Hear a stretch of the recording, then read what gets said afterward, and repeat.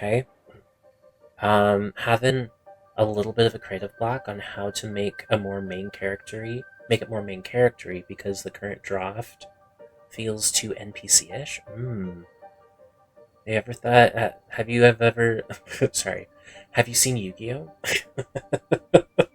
Maybe channel your inner Yu-Gi-Oh. It's just an idea. Had a not so great art teacher. I've turned into a perfectionist. Oh, mood and skills don't match that, so now I don't bother creating something I don't like. I think when I was a kid, people praised my art too much. Oh man, Amoeba, you're hitting like so many points in like pain points in my life. It's so real. It's so real. I feel that. Um, yeah, I currently have a student who is. Thank you for cheese. Thank you for cheese. Are you saving the zombie apocalypse there, Luke? Hope you're doing good. Hope everyone is going into Luke Highwalker's stream right now, and you're at least lurking, and you're bringing his viewer average up to at least 3. So at least 3 of you guys should be in there right now, huh? Huh? I'm watching you. I'm looking at you. What's his viewer count now? Only 2. Come on, guys. Come on, guys. Gotta get it up. Like an arrow to the chest, Luca. Like, legit. What was I saying, though? I have a student right now.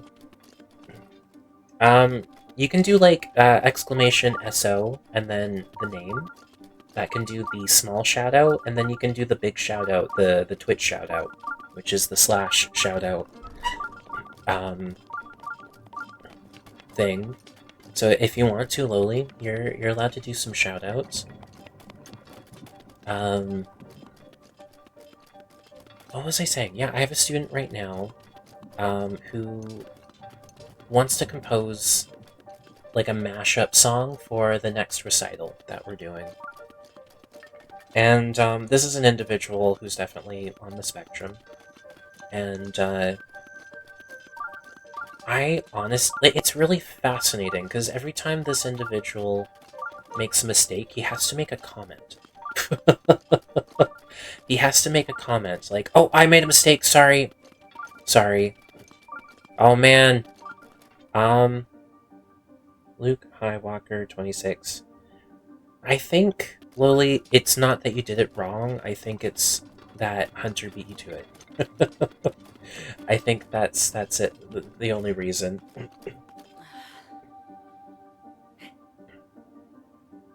I don't blame you for feeling discouraged. As soon as you start feeling pressure to make something good, the fun goes down immediately. It kind of does. It kind of does, but that's okay. But yeah, it's just an interesting phenomenon I've noticed with this individual where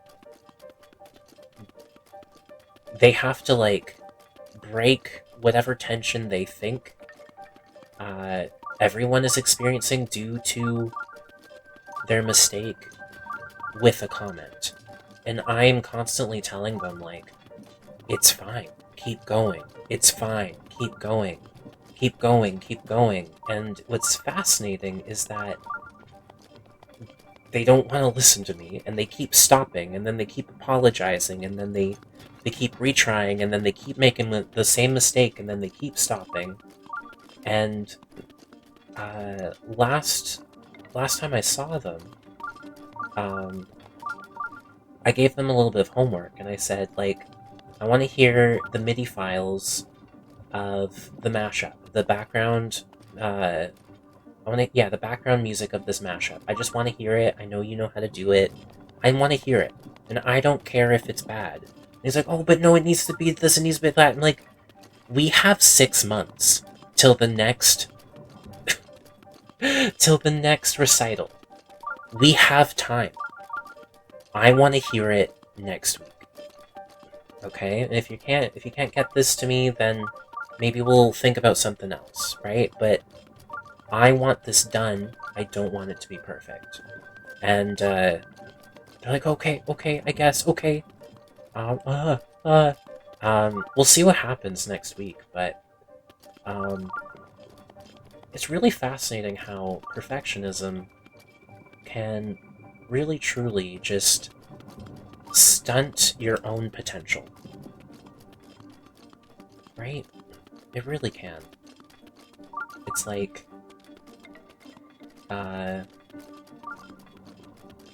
you're setting yourself up for failure, because the reality is that nobody can be perfect. You know?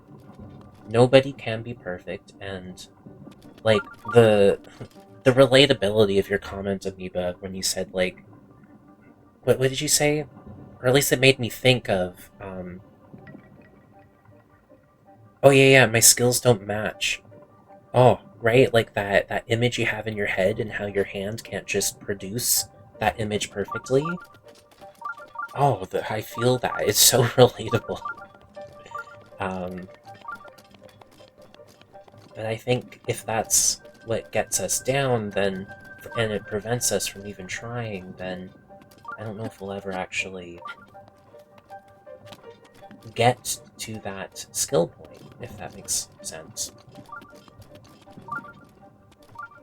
Anyways, I don't know. I'm probably not helping at all, but I just want you to know that, like, oh, I feel you, I hear you, I see you, and that, if anything, I hope you keep trying in any way, right? Take joy in other people's, looking at other people's work gives me the same feeling in a way. That's beautiful. That's a beautiful sentence. I love that. Happy Sunday, everyone. Lolinion. You said the emote. That's so cute. That's so cute.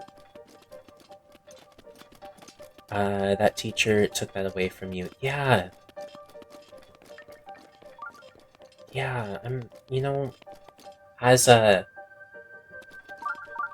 teacher in a field of arts myself, it's actually pretty sad when I hear stories like that. How expectations and comments can really just crush people, and it just helps me reflect upon the importance of my own words, and how I definitely need to be cautious when it comes to people expressing themselves, you know? She was just strict, but I was young, and she made me cry in front of everyone. Then called security? What a bitch. Sorry. What a bitch. No. That's not okay. That's not okay. That's, chest. Yeah, no. No. If someone is gonna make you cry, it best be, like, if you need to have a conversation with a student for whatever reason, and it's a hard conversation, it better be in private. It better be in private. Because if there's a chance that you, if you, the teacher, say something unintentional that did hurt, and it does cause a big emotion, like, it's humiliating. Humiliation is really hard to heal from. It really is. Oh, that kind of, like, I feel for you, Amoeba, and, like, I don't know, I almost get, like, I get kind of angry, hearing that. That's not okay. It's just art. And as important as art is, in my opinion, it is just art. Right? It's... Ugh. Had mental breakdowns a lot when I was younger, I always tried to hide them. Thankfully, that was my last day at the school, and I don't talk to anybody when I went there. Oh, okay. Thank you for your kind... Yeah, absolutely, Amoeba. If anything, just know, like, you're not alone in that. I've had some pretty awful experiences with teachers as well. Things that I still kind of hold on to as well, and have probably shaped and changed me as well. I'd have thought about that student. Don't we kind of live in a time where mistakes and cringe is punished more harshly than ever? They grew up on oh, a new word here. Panopticon? I mean, it's true. It's true, Luca. We do live in a time where making mistakes and cringe is punished, and it is punished pretty harshly. And that makes a lot of sense. You're connecting me a little bit to what I tend to say to a lot of my voice students when they feel too afraid to sing. And what I tend to say is that I personally think one of the worst things to have ever come to singing is American Idol. Honestly. Like, it's been amazing for a lot of people. Like, Kelly Clarkson, god dang, we got one of the best singers ever because of American Idol, but mistakes are necessary for growth. Yeah, right? But, like, American Idol and how it was a TV show with the premise of watching people sing and then having a panel of quote-unquote qualified judges, talent judges, whatever they are, essentially tell you how good or not good you were. And something that really got glorified was the humiliation of the people who were bad. And suddenly, now we're all watching this television show, eating our popcorn, and we're just like at the edge of our seats, waiting for Simon Cowell to say something just like quote-unquote honest, but also incredibly humiliating and crushing. And it has set this precedent or this standard to people that we all now have the right to make comments on people singing. That if they are bad, that we have the right to tell them. That it's okay to tell them that they were really, really bad. And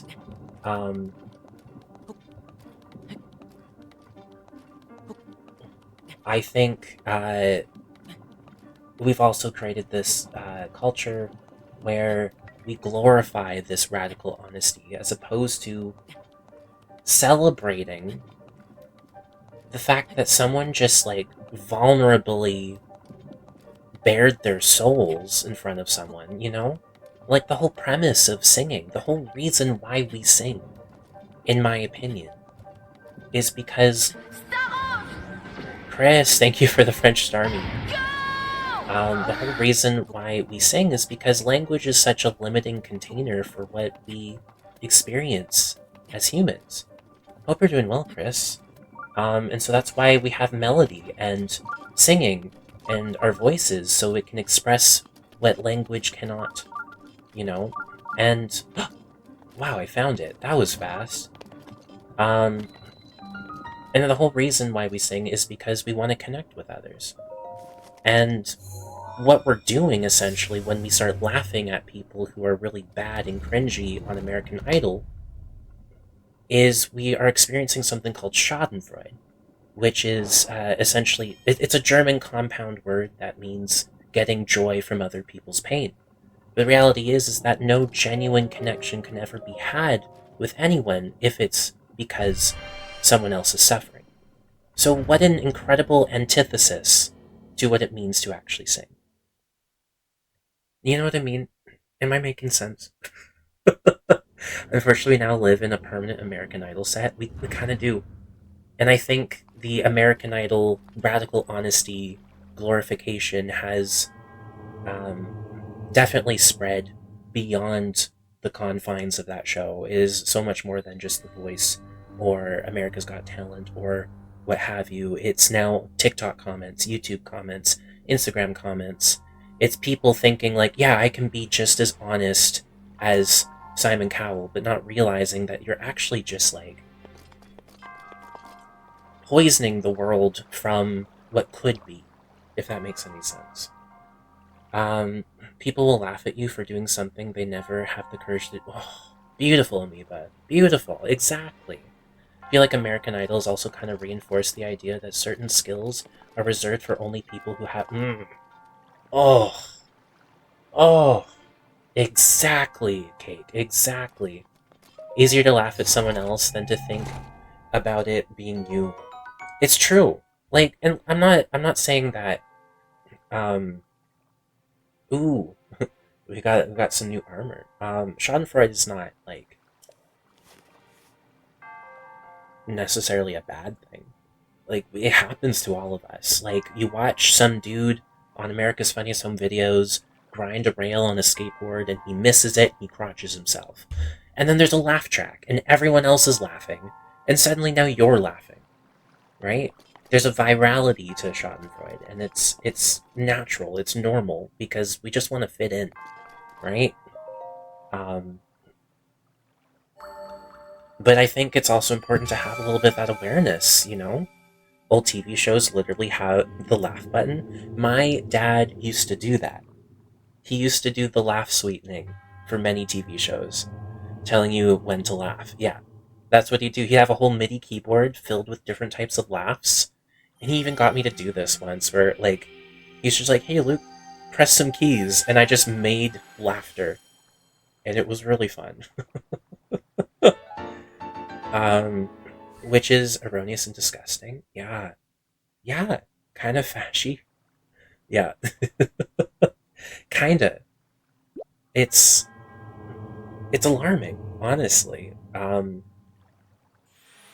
And so I don't know if I'm making any points here when it comes to what you said there, Luca, but I think in our day and age, especially with all of the shit that's going on, to dare to be shitty is almost like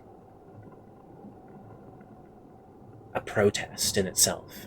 You know, to dare to even post your shitty art is just like, yeah, fuck you too. I say with love, you know? There's an excellent YouTube video explaining how exploitative reality TV show music can. Yeah. Oh, please. Please. I would love to watch that because, man, my last Wednesday, I had a student, um, who was pretty much expressing, what we're talking about. Like, this dude is, um, very afraid to sing in front of other people. And last it was like a few weeks ago, I pretty much told him the whole spiel I just shared with you guys now about American Idol, and he was nearly put to tears. And then just last week, I helped work with his voice to get to kind of like more of like a mixy spot where you're kind of mixing your head voice and chest voice a little bit together, just to kind of help him sing a song that he really wanted to sing. And um, at the end of the class, I got him to sing the song, and I could tell he was just in his body. He was just like so self conscious about everything. But I was like, keep going, don't stop, keep going. Like, finish the song. And he finished the song, and full on tears. Like, he couldn't stop crying. And he was just so proud of himself. Because he's never sung in front of anyone, never let himself. He was just so overcome with the shame of what people might think. And it was just one of those moments where I'm just like, man, maybe I am doing a good job.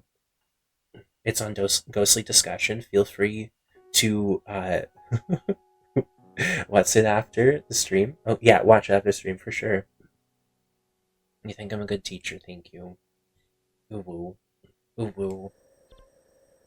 But yeah, it was definitely one of those moments that really squashed any imposter syndrome that I have ever had about being a music teacher, um, being a voice coach. I was like, this is what it's made for. This is what I'm supposed to. This is what I'm supposed to be doing to help people. Like, I feel like I have meaning in some way. So yeah, it was a beautiful moment. Beautiful, beautiful moment.